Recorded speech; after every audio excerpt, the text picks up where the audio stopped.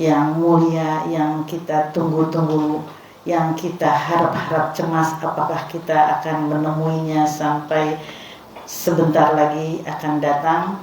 Apakah kita akan bersama Ramadan sehari, seminggu, atau bisa sebulan, atau tidak sama sekali. Bulan yang mulia itu adalah umroh. Jadi umroh di bulan Ramadan adalah salah satu amalan yang utama ketika kita masuki bulan Ramadan. Salah seorang ulama mengatakan, apabila kamu hanya mungkin bisa umroh sekali aja seumur hidup, maka ambillah di bulan Ramadan. Apabila bisa 3 kali dalam setahun, maka salah satunya ambillah bulan Ramadan.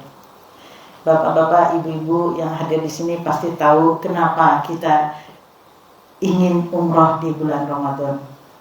Rasulullah sendiri yang mengatakan, sesungguhnya ibadah umroh di bulan Ramadan seperti berhaji bersamaku. Ini mahal sekali harganya, haji bersamaku. Kita bisa membayangkan bagaimana kita tawaf bersama Rasulullah, kita sa'i bersama Rasulullah, tadarus bersama Rasulullah, berjalan menuju Berjis bergandengan tangan bersama Rasulullah. Itu yang dijanjikan oleh Rasulullah, bersamaku. Dan nilainya haji. Haji yang kita harus ikut, harus menunggu 30 tahun, tetapi kita sudah bisa mendapatkan pahalanya dengan berumroh di bulan Ramadan. Sesungguhnya tidak semua orang bisa melaksanakan tersebut, kecuali yang Allah undang. Sekali lagi, kehadiran kita di sana semata-mata karena undangan Allah Subhanahu wa Ta'ala, bukan karena harta kita, sama sekali bukan. Ada banyak sekali cara-cara Allah mengundang itu. Bisa karena amalan, bisa karena doa-doa kita, bisa karena doa-doa orang lain yang kita sudah berbuat baik kepadanya. Banyak sekali cerita-cerita dari masing-masing kita kenapa kita bisa mendaftar di umroh di bulan Ramadan. Tapi yang jelas sekali lagi bukan karena harta kita. Kita bisa bayangkan 1 rakaat sholat di Indonesia berjamaah kita dapat 27. Kalau di tanah suci di Mekah kalikan 100.000. Sehari taruh 17 rakaat, maka sama dengan kita dalam 1 hari sholat berjamaah di Masjidil Haram sama dengan 125 tahun beribadah 1 hari. Maka uang yang kita keluarkan sama sekali tidak ada harganya dibanding dengan betapa kucuran, limpahan, kebanjiran daripada pahala-pahala yang akan kita dapatkan dari Allah Subhanahu wa Ta'ala. Maka terlalu sombong kita kalau seandainya kita banyak, saya kan sudah bayar gitu. Saya pokoknya kalau kita nominalkan dengan harga sama sekali nggak bisa terbayar. Itu baru pahala sholatnya. Belum pahala umroh itu sendiri. Ya, pahala umroh sendiri, dari umroh satu ke umroh yang lain adalah kafarat bagi dosa-dosa kita. Dosa yang setiap hari dari mulai bangun tidur sampai tidur lagi selalu kita lakukan. Setiap saat kita lihat tayangan-tayangan yang tidak bermutu, buang-buang waktu dan segala macam. Bahkan 1 kata yang kita keluarkan itu ada hisabnya. Dan dengan umroh satu kepada umroh yang lain kafarat bagi dosa-dosa kita. Jadi berapa harus kita bayar itu semua? Maka sama sekali tidak ada harganya harta yang kita keluarkan, berapapun itu. Kemudian apalagi dari umroh itu apabila kita mati di sana, Masya Allah. Saya sering mengatakan bahwa enggak sembarangan orang bisa mati di sana. Saya pernah berkelakar dengan adik saya, katanya dia, kemarin saya hampir mati di waktu umroh, sakit sampai dari awal sampai akhir, panas tinggi, dikasih obat nggak sembuh-sembuh, saya hampir mati Uni, manggil saya gitu. Terus saya bilang nggak mungkin. Loh kok nggak mungkin? Hanya orang-orang pilihan yang bisa mati di sana. Kok pengen gratis masuk surga? Oh gitu ya? Iya, hanya orang pilihan. Jadi kalau ada orang yang meninggal di sana bukan berarti barangkali dosanya banyak ya, habis dia pakai harta yang nggak benar dan sebagainya. Enggak, justru orang yang pilihan yang meninggal di sana. Beberapa waktu lalu saya pernah share kan ya, yang umroh, yang mayat-mayat yang berjejer itu ada 2 macam. Yang satu mayat laki-laki itu terbuka rambutnya, yang sebagian pakai kain kafan tertutup seperti pocong itu, tapi yang satu deret itu terbuka rambutnya. Ternyata apa? Ternyata yang terbuka itu adalah orang-orang yang sedang berumroh, dia belum selesai sampai dengan tahallul, maka dia laki-laki masih harus terbuka rambutnya, nggak boleh tertutup. Kan kalau laki-laki selama umroh kepala harus terbuka. Nah, bayangkan orang yang meninggal di sana masih dalam keadaan ihram, maka janji Allah dia besok dibangkitkan juga dalam keadaan berihram itu. Yang kedua, dia akan dicatat umroh setiap hari sampai dengan hari dibangkitkan. Masya Allah. Ya. Jadi orang yang meninggal di sana setiap hari akan diberikan pahala umroh sampai dengan hari dibangkitkan. Ibu-ibu, bapak-bapak mungkin pernah ya tindian Bapak ya. Kalau tidur kalau tidur kita mimpi buruk itu sampai nggak berdaya, kita lemes gitu. Sampai kalau ada yang bangunin tuh, makasih ya, akhirnya terbangun, karena kita mau bangun nggak bisa gitu, nggak mau bisa. Itu menderita nggak? Bayangin kalau nggak ada yang bangunin, aduh itu mimpi buruk sampai ngeri gitu, nggak ada yang bangunin, itu kita menderita beberapa saat. Sekarang kita bayangkan kalau kita mati itu emang udah ada neraka, memang udah ada apapun itu. Bayangkan kita mati di alam kubur, kita ini akan ditampakkan semua siksaan-siksaan. Binatang-binatang datang dari neraka yang sekali gigitannya meremukkan badan kita. Didatangkan malaikat Munkar dan Nakir yang sekali tatapan matanya itu menghancurkan kita. Pokoknya di alam kubur itu penderitaan yang kita gak ada yang bangunin. Gimana kita mau bangun gitu loh. Mungkin rasanya pengen keluar sejenak aja dari alam kubur, kan nggak bisa. Dan itu berapa lama kita di sana? Ribuan tahun.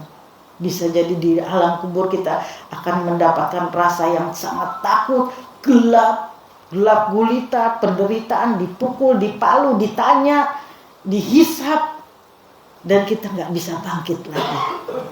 Nggak bisa. Saya keluar sebentar aja, nggak bisa gitu.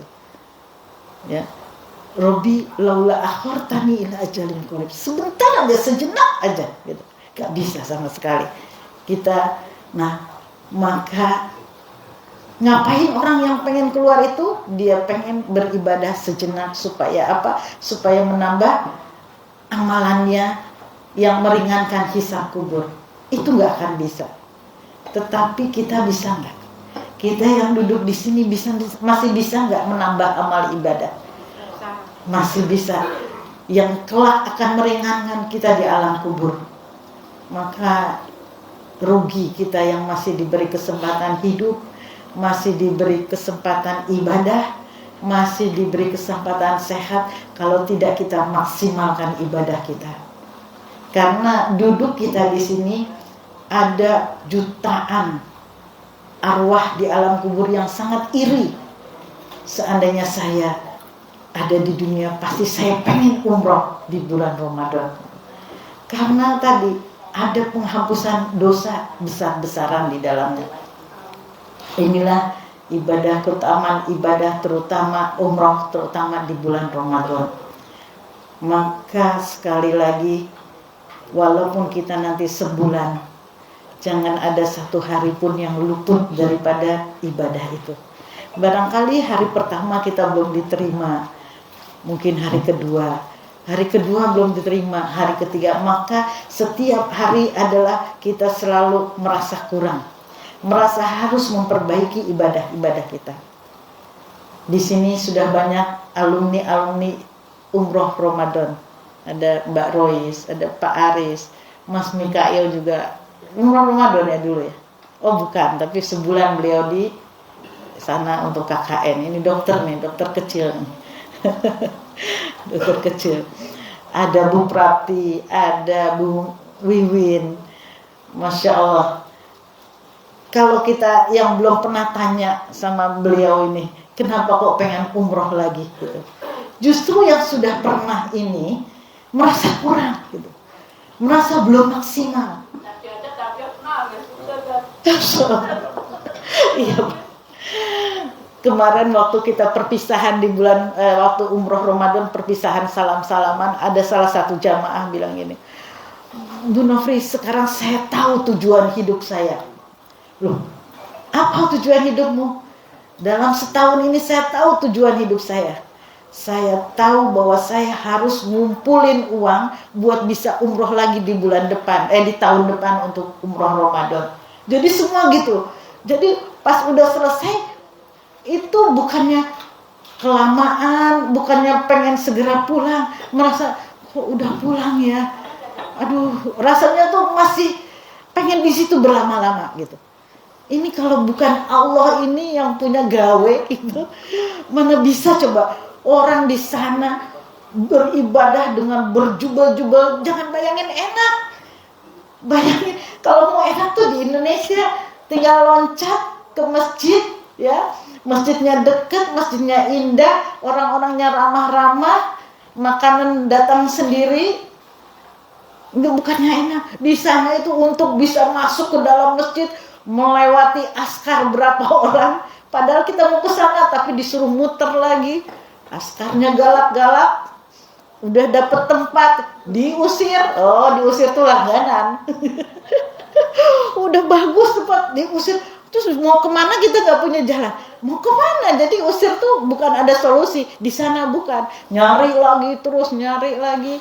Terus kemudian kalau udah dapet tempat yang baik, temennya orang Nigeria, orang Mesir, seenaknya sendiri. Wah, ini ujian benar untuk kesabaran kita.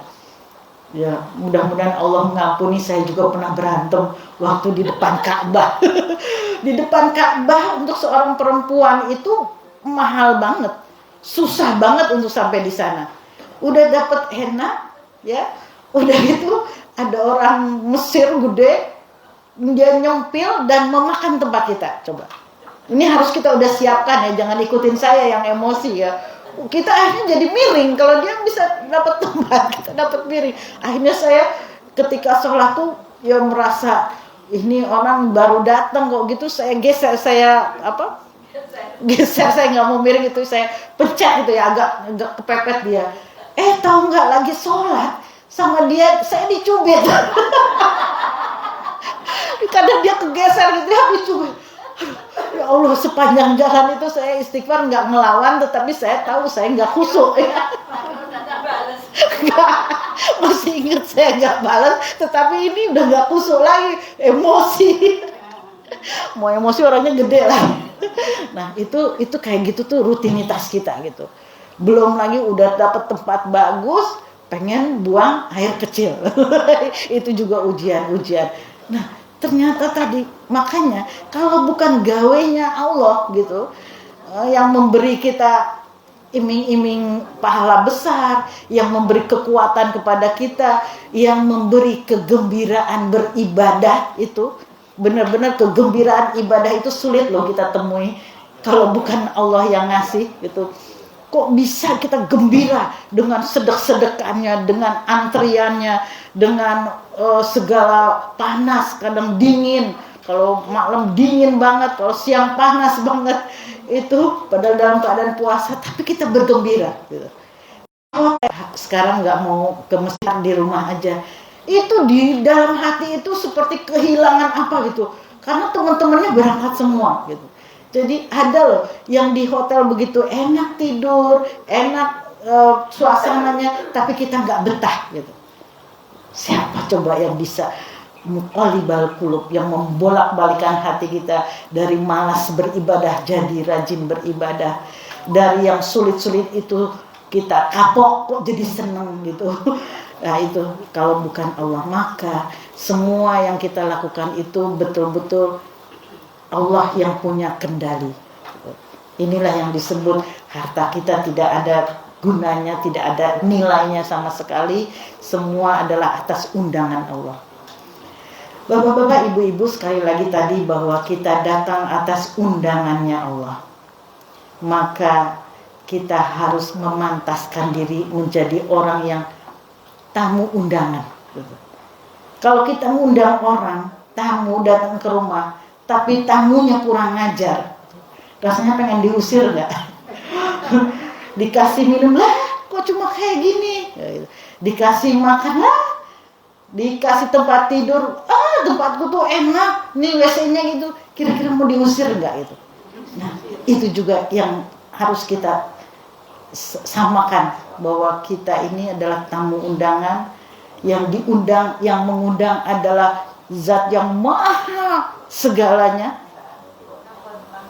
Maka kita harus memantaskan diri menjadi tamu yang baik. Yang pertama itu. Yang kedua, kita harus meyakini bahwa kita bisa di sana betul-betul karena belas kasihannya Allah, bukan karena harta kita. Dan yang paling penting, kita ke sana mau apa sih? Kita samakan ya, bahwa kita ke sana ini untuk bertemu dengan Allah, untuk memenuhi undangannya Allah.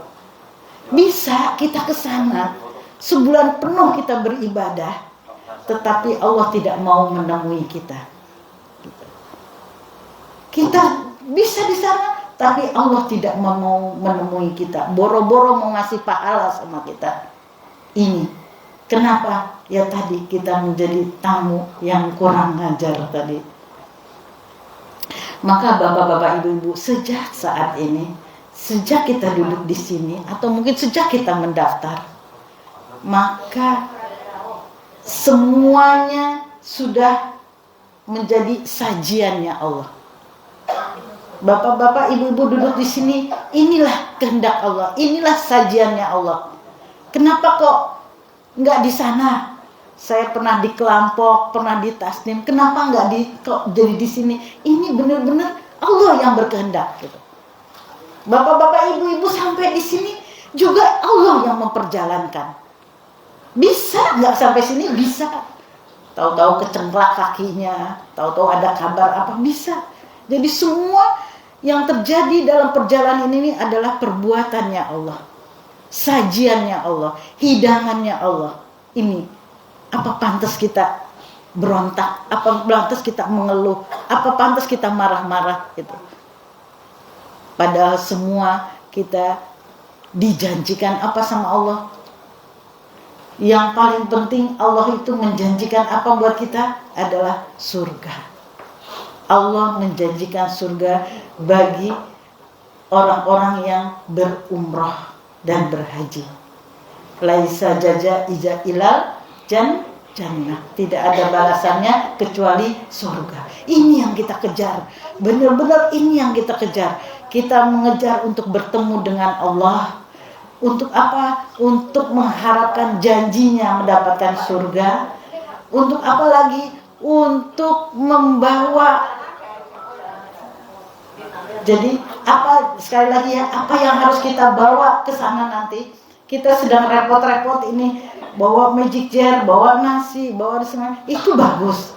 Itu bagus sebagai persiapan jasmani kita. Ya. Tapi itu hanya kecil dibandingkan apa yang harusnya kita bawa ke sana. Yang harus kita bawa. Ya. Itu semua yang tadi disebutkan boleh kita untuk persiapan jasmani kita. Tetapi kalau itu tidak ada, nggak masalah. Di sana apapun ada. Ya. Di sana akan selalu ada kemudahan karena kita memang dijanjikan hidangan-hidangannya Allah tadi. Tetapi yang wajib kita bawa adalah iman dan takwa kita. Bahwa kita berangkat ke sana karena iman kita, karena takwa kita kepada Allah, karena kita ingin berdekatan dengan Zat yang maha kita cintai. Tidak ada yang lebih kita cintai kecuali Allah, yang memiliki surga dan yang memiliki neraka. Maka yang kita bawa, kita berangkat karena iman dan takwa kita, bukan karena orang lain, bukan karena pengen dikagumi, bukan karena biar kelihatan keren dan sebagainya, tetapi karena kita beriman dan bertakwa kepada Allah. Yang kedua yang kita bawa semua dosa-dosa kita. Dosa yang banyak ini kita bawa semuanya. Kita serahkan sama Allah. Ya Allah, dosa aku banyak banget ya Allah. Aku pernah bermaksiat, aku pernah menyakiti orang, aku pernah berhutang, orangnya nggak lupa bayar, atau apapun semua. Dosa menyakiti pasangan hidup kita, dosa menyakiti anak-anak kita, dosa menyakiti siapapun kita bawa. Saya pernah berbohong, saya pernah menipu, saya pernah bermaksiat, saya pernah berchat-chatting dengan yang bukan mahram, saya pernah apapun dosa kita akui. Abu ulaka binikmati alayya wa abu bizambi. Aku mengakui segala nikmat yang kau berikan ya Allah, dan aku juga mengakui semua dosa-dosaku bahwa di hadapan Allah siapa yang bisa mengampuni kita kecuali Allah. Maka ini kesempatan kita, ketika kita bertemu dengan Allah, maka kita serahkan dosa-dosa kita untuk Allah ampuni. Ini kesempatan yang terbaik. Akui. Setiap kali kita berdoa, ya Allah, aku pernah begini gitu. Apapun akui sama Allah supaya Allah mau mengampuni. Yang ketiga yang kita bawa adalah bawa semua pengharapan kita. Apa itu pengharapan itu? Keinginan kita, doa-doa kita. Ya Allah, berilah aku anak yang soleh dan soleha. Berilah aku harta yang banyak, yang berlimpah untuk aku gunakan beribadah kepadamu. Jadikanlah seluruh anggota tubuhku selalu berzikir kepadamu. Semua doa-doa kita, pengen ini, pengen itu.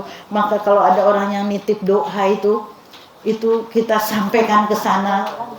Ya, kalau kita berdoa kan kita punya waktu sebulan nih. Mau doa apa coba? Maka setiap kali kita berdoa di sana mustajab, nggak harus di Raudhah, nggak harus di Makam Ibrahim, nggak harus di Multazam, di mana semua area masjid Tanah Haram itu adalah mustajab. Maka banyak-banyak berdoa. Semua grup-grup itu kita sedekah doa. Semua di grup ini, misalnya grup rumah dakwah, kita buka namanya. Ya Allah, si ini, doakan yang baik. Buka lagi grup yang satu, buka lagi namanya, si ini. Itu akan dihitung sebagai sedekah. Itu sedekah doa. Itu jangan pelit-pelit berdoa, mendoakan sahabat yang baik, mendoakan musuh-musuh kita, mendoakan saudara-saudara kita di luar negeri, di Palestina, di Suriah, dimanapun gitu. Jadi ini kita harus siap dengan banyak-banyak berdoa. Jangan banyak ngobrol di sana gitu. Ini kenapa? Ini mustajab sekali. Kalau kita banyak ngobrol itu banyak buka peluang dosa. Mungkin dalam obrolan kita itu terkandung riya gitu, sombong. Itu juga bisa menghapus semua amalan kita. Mungkin dalam obrolan kita ada unsur bohong, kazib gitu sebagai empunya dosa gitu. Empunya dosa itu bohong gitu. Mungkin dalam obrolan kita tuh ada yang bergibah. Mungkin dalam obrolan kita itu menyakiti orang. Jadi lebih baik kita banyak berzikir aja. Maka hati-hati, kita senangnya tuh pergi dengan orang yang akrab dengan kita. yang sudah bestie, suami dengan istri, dengan sahabat, itu justru lebih banyak peluang nggak bergunanya gitu. Ngobrol gitu. Paling enak. Maka besok tuh coba kita dengan yang justru tidak sebesti gitu loh. Dengan siapa itu kan jadi membuka hubungan persaudaraan lagi gitu. Nah, itu dengan si ini dengan si ini. Kebanyakan kita seperti itu. Mungkin budayanya kita gitu. Kalau pergi dengan orang-orang yang sudah bestie dari Indonesia gitu. Padahal pertama tidak menambah pertemanan, kedua memungkinkan kita ngobrol, ya. Ketiga yaitu tadi keasikan aja berdua, banyak leha-lehanya dan sebagainya. Tetapi kalau kita pergi dengan orang yang belum kita kenal gitu, jarak, justru di situ mungkin kita akan mendapatkan ilmu-ilmu baru, mendapatkan nasihat baru, mendapatkan contoh-contoh baru gitu. Wah, ternyata ini tuh rajin loh sedekahnya. Oh, itu ibadahnya rajin loh. Nah, jadi kita biasakan untuk pindah, cari teman yang baru gitu. Cari teman yang baru. Jangan saling ketergantungan. Harus bertiga, harus berempat dengan teman sekamar, enggak. Harus, kalau kamu mau duluan aja gitu. Nggak usah saling nunggu-nunggu, maka dia nanti duluan dengan ada orang yang baru lagi, ada orang yang baru lagi. Insya Allah selama di tanah haram kita akan aman, insya Allah, ya. Insya Allah walaupun bukan segrup kita, ada grup orang lain, kalau kita tersesat pasti dibantu gitu. Kita pun gitu, kalau ada orang lagi bingung-bingung ditanyain, apalagi dia orang Indonesia, kita juga bisa bahasa Indonesia, maka kita tanyain, ya. Itu. Jadi yang pertama yang harus kita bawa tadi apa? Iman dan takwa kita. Yang kedua adalah dosa-dosa kita. Yang ketiga adalah semua pengharapan, doa-doa kita. Rajin-rajin pokoknya doa apapun itu, doakan itu, insya Allah Allah sedang ada di samping kita gitu. Benar-benar di situ Allah janji tempat Allah kabulkan semua permintaan kita gitu. Dan justru Allah tuh kalau diminta kok malah senang gitu. Sebanyak apapun kita minta, Allah justru suka. Dan doa kita terhadap orang lain dihitung tercatat sebagai sedekah. Bayangkan sedekah di tanah suci, masya Allah ya, sedekah di tanah suci. Nanti kalau tiba-tiba kita pulang, ternyata doa kita terkabul, dia nggak apa namanya, saya naik pangkat dalam hati, padahal kita yang mendoakan, itu nggak usah dikabarin. Jadi ada doa yang nilainya bagus banget di hadapan Allah, adalah doain orang, mendoakan orang yang orang itu nggak tahu kita doakan. Itu doa yang paling bagus gitu. Yang paling bagus adalah doa yang orang lain tidak tahu. Jadi nggak perlu kita mendapatkan, kamu apa, kita kadang-kadang doa kita tulis, kita foto, kita kirim ke dia, nih aku sudah doain kamu. Terus kita dapat apa? Kita dapat ucapan terima kasih dari dia. Makasih ya, kamu bahas sahabat yang baik sudah doain aku. Terus kita dapatnya apa? Ya hanya dapat ucapan terima kasih itu. Tidak mendapatkan pahala sama sekali. Ya, karena apa? Yang kita harapkan adalah ucapan terima kasih. Kadang-kadang kita apa ya itu tadi ya, seringkali mengabarkan bahwa kita sudah mendoakannya, udah cukup Allah yang tahu, dan itu doanya akan mustajab sekali. Nah, di sanalah bedanya kita dengan di Indonesia. Terus kemudian nanti di sana ujian-ujian tadi ya, ujian-ujian bahwa kita banyak sekali ujian, dari mulai akan berangkat atau mulai dari sekarang sudah mulai ada ujian. Ujiannya apa? Kalau Pak Heru bilang noto hati. Mau ninggalin rumah sebulan gitu kan, itu akan dibisikin oleh setan, nanti gimana. Kita lupa bahwa tujuan hidup kita memang untuk Allah. Inna sholati wa nusuki wa mahyaya wa mamati lillahi rabbil alamin, seluruhnya buat Allah. Tapi kenapa kita beratkan yang ada di tanah air, padahal dia juga punya Allah. Titipkan aja sama Allah yang maha melindungi, yang paling baik dalam mendidik, yang paling bagus dalam menjaga. Kenapa kita sok-sokan manusia yang juga kita butuh perlindungan, merasa kalau nggak ada kita repot semuanya, padahal enggak ya. Kita tinggalkan keluarga, kita tinggalkan nih Bu Anis nih pasti lagi pusing nih dengan usahanya yang luar biasa beratnya, harus ditinggalkan semua, ya. Tapi semua ada hitungannya di hadapan Allah gitu. Kalau Allah sudah memanggil dan Dia mengorbankan segala macamnya itu, nggak mungkin Allah tidak mengganti dengan yang lebih baik gitu. Ya, pasti itu diganti dengan yang lebih baik. Maka kalau ada orang bilang kamu tuh umrah terus gitu kan, umrah gitu terus, coba uangnya buat sedekah, uangnya buat bikin panti asuhan, uangnya buat bikin masjid dan sebagainya gitu ya. Kita lupa kalau umroh itu bukan ibadah biasa-biasa aja. Kata Allah apa? Umroh itu akan mendatangkan rezeki ngalir dari segala macam arah. Ya, min haitsu la yahtasib. Terus apa? Perniagaan yang tidak akan merugi. Itu udah janji Allah. Masa kita nggak percaya dengan Allah yang maha menepati janji gitu. Jadi justru dengan umroh itu kita akan tambah rezekinya, mengalir rezekinya. Dan itu nyatanya Bu Wiwin, Bu Prapti pulang dari umroh nggak tutup tuh panti asuhannya, nggak tutup tuh pondok tahfiznya, padahal gratis. Justru tambah meriah, tambah besar. Saya lewat rumah Bu Prapti, pesantrennya udah tambah jadi, ya, gitu.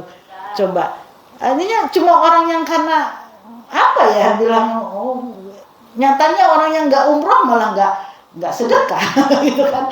Artinya apa? Dengan umroh itu justru rezekinya mengalir. Bu tadinya punya panti asuhan 1 jadi 2, gitu kan?